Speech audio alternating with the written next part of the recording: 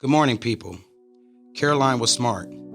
She was so smart that she was able to skip from being a junior in high school to being a senior instead. Being smart didn't always attract the type of attention that she desired, though. Caroline wasn't the most desired person to look at, but once you got past her appearance, there lied a diamond in the rough. Her soul was pure service to all mankind. This meant she was very vulnerable to being taken advantage of. Sarah, on the other hand, Sarah was pretty. Wasn't the brightest crown in the box though, but she was smart enough to understand how to use Caroline's talents to advance her own agenda. Caroline gained a little popularity while Sarah started receiving better grades. Things worked out fine for both of them until Sarah passed all her tests. Face it, people, we all use each other in some way, fashion, or form. Whether it be for someone's attention, influence, or materialistic reasons, we are all seeking to use someone else for something. Question is this: are you taking advantage of the opportunity or the person? Listen up, people. Stay away from those people that only subtract from you and never add any value to your life. These types will hang around you until you have nothing else to give. And when that happens, they're gone in the wind. Learn to shake free from these types before you find yourself hanging by yourself. Welcome back to another episode of the First Cup KC. On today's episode, I'd like to spotlight Brenda Ringwood, aka Bren. She is not only a professional speaker, she's also a trainer, coach, teacher, and a very, very, very, very good friend of mine. Welcome, Brenda Ringwood. Hello, my name is Brenda Ringwood, and yes, as Chuck said, I go by Bren. Didn't used to. Actually, I did. When I was a kid, I went by Bren. It was what my parents called me because my mom's name is Brenda. And I hated the nickname, but now I love it, and I'll get to that a little bit later. But you see, when I was in high school, I was the 110 pounds, had all the right assets, had the blonde hair, I was smart, I was athletic. But you see, I didn't see myself as that. I didn't see myself as this person that everybody else saw. I didn't see myself as this go-getter. Now, everybody else will tell you I was, but I wasn't. I was very insecure. I had a lot of doubt. And I didn't believe in myself. And that led me to pick the wrong friends. It led me to drink alcohol at the age of 13. In fact, I stayed drunk probably from the age of 13 to the age of 17 years old. Not a good scenario. But I had a great childhood. See, most people say when you have these issues, you don't have a good childhood. I had great parents. I had nice things. I had nice homes, went to great schools, and I had love.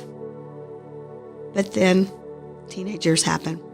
And friends have the influence, and I started hanging around the wrong crowds.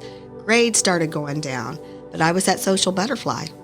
I was at the parties, and I was doing the things that I thought I needed to do. But then I got married. I got married at the age of 19, started having babies, and life settled down. Started growing a company, started working, started living life, right? You got babies, you're married, you got all these things. But see, I still wasn't living my life the way that I should. I was living it for other people. I was living a life for other people because I was trying to make them happy. I was doing what I thought they wanted me to be. I was being the daughter, the mother, the wife, the cousin, the aunt, the niece, the grandmother.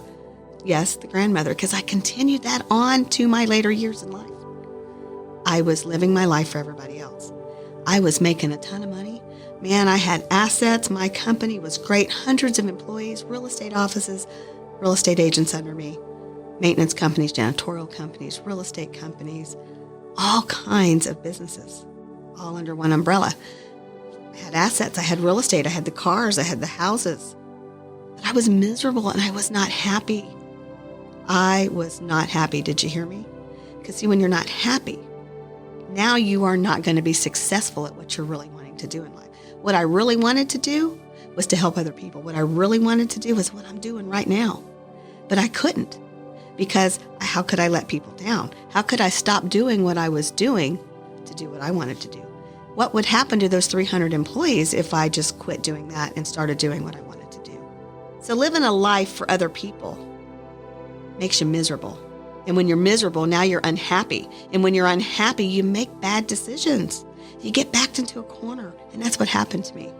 You see, illness set in, the wrong friendships set in, things set in that I normally wouldn't let happen in my life, and it landed me in prison. It landed me in a federal holding facility for 4 years. Now, let me tell you this. I was a believer at a young age.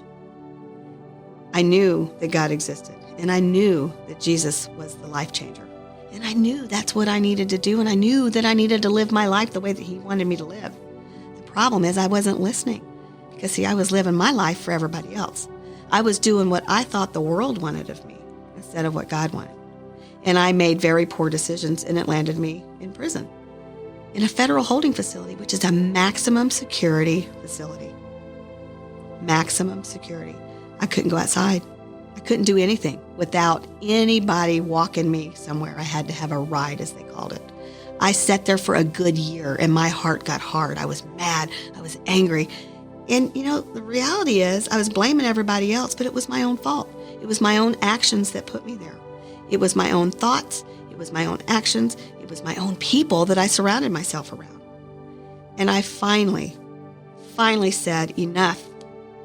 You need to change. You need to change. You have experience. You have credibility because you know what you're doing. You have education. You have a BS in biology. You're not dumb. You have people that still believe in you. And most importantly, you have a family that loves you. And if you don't have a family that loves you, where's that support going to come from, right? So you go find it in people that probably you shouldn't be. And that's kind of what I thought I was doing. And I had them right in front of me my entire life. But I was looking at what the world wanted and what the world was expecting of me. I didn't need the houses and the cars and the commercial buildings and the real estate companies and the commercial janitorial contracts and everything that went with that. I didn't need any of that because I had the love of my family and the support of my family. And if I would have just went to them and said, look, I'm not happy, I want to do something else, they would have supported me. And come to find out, my husband hated our job anyways. When we first got married, he looked at me and he said, what do you want to do? And I said, I don't know, I'm going to try to stay home with kids. Okay. Did that for about 2 years. It wasn't who I was. I said, I want to start a cleaning company. He said, okay. I had that support. And then as time went on, things started to change and we started getting successful. Years go by and he says, stop. And I said, what do you mean, stop? He said, stop trying to make other people happy. What do you mean? You need to live your life for me and for your family. You need to stop trying to please your dad. You need to stop trying to please your clients. You need to stop trying to please your friends. And you need to live your life with us. He was right. He was absolutely right. But I still didn't see the support. So I made bad decisions. I ended up in prison. I was supposed to do 78 months. That's 6.5 years. And I walked out in 44. I walked out early. Why and how? Let me tell you how. You see, about a year of letting my heart get hard and blaming everybody else. And, it was not my fault that I was in there. I had to take responsibility for my own actions. And I had to truly change. And it took a good year for me to do that. I would look at myself in the mirror and I hated myself. I hated who I had become. Then one day I woke up. I started to open my Bible. I opened the Word of God and I applied it to my life. And once I did that, when I looked in the mirror, I said, I love you. I love who you are right now. So in year 2 of being in prison, I was content. I was happy. And I was helping others with their case. I was sharing the Word of God. And I was content. Year 4 comes around and I'm getting out. Why? Because there was a hiccup in my case. See, God knew that I had changed and I was ready for change. So I dubbed myself the professor of change because I'm going to help you change. I help other people change if they want it. So here's the thing. I applied God to my life. I applied His Word to my life. I applied His will to my life. And now I'm doing exactly what I want to do. I created a movement called Becoming the Best Version of Yourself. And I created it because when I got out, I hated the way people were looking at me. I hated the way people were talking to me, whispering behind my back. And I said, look, I'm not that person anymore. I don't live there. I've moved. And I'm never going back. So let me show you what I can do. See, I can tell you I've changed. And I can talk about change.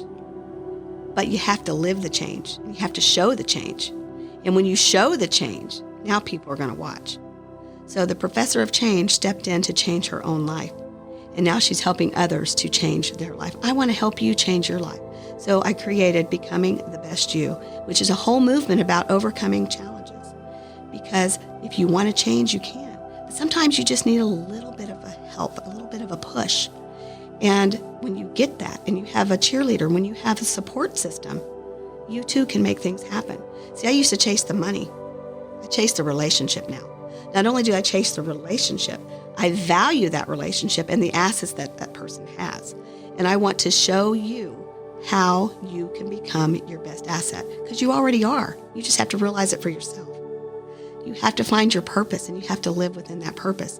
What if you could have a job doing what you love that could support you? What better gift is that? That is what the real American dream is. It's not the house with the picket fence. It is doing what you love. So Becoming the Best You is a national brand. We have conferences all over the country, virtual, in person, and it is a life-changing conference about you. We want to see you put the changes in place, so when you walk out that door 3 days later, you have the tools and the assets to change your life. But it doesn't stop there. It's a movement. We have continuing education to help you along the way. We have coaching. We have lots of free events. We have masterminds. We have virtual events. We have classes. We teach you how to speak if you want to. We teach you the business of speaking, because see, you don't have to be a professional speaker. But speaking is communication. And if you know how to communicate well, now you can live your life well, because that's the key to success right there. Living a happy life and being able to communicate your way through it. So what do we do now? That's what we do. We teach you. We teach you how to do that. Go on over to comechangeyourlife.com. Check it out. We have a conference coming up here in February 17th through the 19th. It's in St. Louis, Missouri. 3 full days. Man, there's like 35 speakers. These guys are going to show you how to live the life that you want. Stories of triumph. We have people that have went from homeless to homeowner, from prison to success. All over the place, we have people with story after story of challenge. You are going to resonate with somebody there. But see, we took it a step further. I, being a felon, have had issues with people not believing that my story is true. So the only thing that I can do is continue to show that my actions will prove who I am. Not what I'm saying, but my actions. And it takes years to change. It's not an overnight thing. So we started from felon to fabulous. It is a show about people who have been incarcerated, who have changed their life, that are living a life of happiness. They are pursuing their dreams, and they're not letting their fact that they were a felon stop them. You see, they're stereotyped, and we are set up for failure. And we want to show people that you don't have to accept that you can move forward through any challenge, be it becoming the best version of yourself, or if you want to take your life from being a felon to fabulous. You know, Chuck, when he first got on, he mentioned that I go by Bren. And I used to be Bren with my family. And then I was Brenda Ring was my legal name. I got married and became Brenda Wood. I was always Bren to my family. But I hated that name. My mother's name is also Brenda. So they called me Bren, so we had the distinction. But then as I grew up, I realized what an awesome mom I had, what a value she was to my life, the love that she had for me. And it was an honor to be named after her. It was an absolute honor. So I embrace that name now, and I go by Bren. My speaking name is Brenda Ring Wood. And I do that because there's actually another Brenda Wood out there. So I had to differentiate because there's only one me. There's only one me. But I want to tell you something. The real reason behind this success, the real reason behind this movement is my family. You see, I had everything. I already had it, but I was working on things. I was working on trying to get the house, trying to buy the cars, have the commercial assets, the businesses, everything else that the world wanted from me, that I didn't realize I had everything I ever needed right in front of me the entire time. And when you experience that kind of love, see, I had it more than just with my family. I had it from Christ, but I didn't accept it. See, loving is one thing, but being able to receive love and accept love, now that is a gift.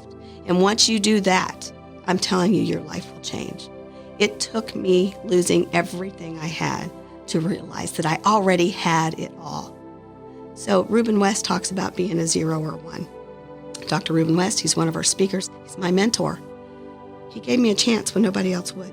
He saw Brenda Ringwood when I didn't see myself. He said, 0s and 1s. Are you a 0 or are you a 1? 0 times anything times a million, still 0. 1 times a million, still a 1. You don't better yourself. So you want to be a 2 or above. You're duplicating, you are reaching, and you are evolving, and you're becoming better. But let me ask you this. Are you the 0 or 1? And Reuben had to put it to me that way, because sometimes we are our own downfall. We are the 0 and 1 in our own life and in our family's life. So don't be that person that's going to stop your children from being who they want to be. Don't be that person that says they have to be that doctor because that's what you want them to be. Let them be who they want. Let them live a happy life.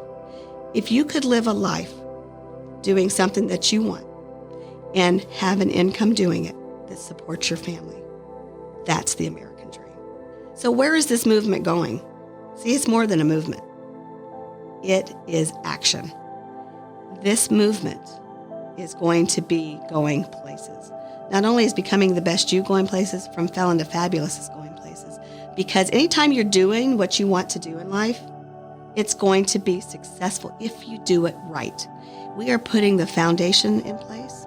We are building it brick by brick with the right relationships, with the right people, and we are bringing it to you. And see, when you do that, you have a following and you have loyal people that help you along the way. That doesn't cost money. That's what we're trying to do. We plan to see this in every household because everybody deserves to be the best version of themselves. You deserve it, but let me tell you, your family deserves for you to be the best version of yourself. You owe it to them. They love you, they stand beside you, so you need to be that best person. And when you are trying to change, you're never going to get there. You are changing every day to become better. And when you strive and you are aware of that change, then you are moving forward. And then you have long-lasting relationships, long-lasting success. So, I think back about my career, and I was always so busy. And my daughter tells me this all the time. She says, Mom, you were always on the phone, or you were this or you were that. Even though I was present, I wasn't present. I was physically there, but I wasn't present. So now I want to instill people to enjoy the life as they go and to be present when they are doing it and enjoy it. Don't just try to get through the day. So where are we going with this? We're coming to your living room. We're coming to help you. We're coming to help whoever else. You see, I always wanted to write a book. I was too busy. Landed 4 years in prison. That gave me time to write a book. Not only did I write one, I wrote 3. Actually 4, 3 of which are published right now. You can go on over to thingsbybren.com to find out a little bit more about my personal life. You can find out more about my books, my artwork. I learned to draw. I do that for a blessing for others. It's not something I actually do for a living. And I created my story. And I tell my story. Because if my story can help somebody else, then I'm going to tell it. All the embarrassing parts about it, all the negativity, everything that I did, because you see, it was still my choice. It was still my decision to do things. Just like it's my choice now to change. It's my choice now to move forward. We have comechangeyourlife.com. We have fromfelontofabulous.com. We have thingsbybren.com. And we have a speaking class at btbspeaker.com. All of these things are here for you to grow who you are. So you know who you are. So you can identify where you want to be and what it is you really want in life. We are going to help you see the assets within you. As Les Brown says, you have greatness within you. We want to help you see that. Not only do we want to help you see that, we want to help you act on it. We want you to move into your greatness and have the life that you want. So I want to be there with you to help you reach the next phase of your life. My name is Brenda Ringwood. I would love to see you at our events. Reach out to me. I want to see you grow. I want to see you be happy. I want to see you change. Thank you, Brenda Ringwood, for being a guest on another episode of the First Cup KC. I'm your host, Coffee Cup Chuck. Thank you guys for your continued support. I hope you all have a wonderful rest of your weekend. And as always, stay positive, people.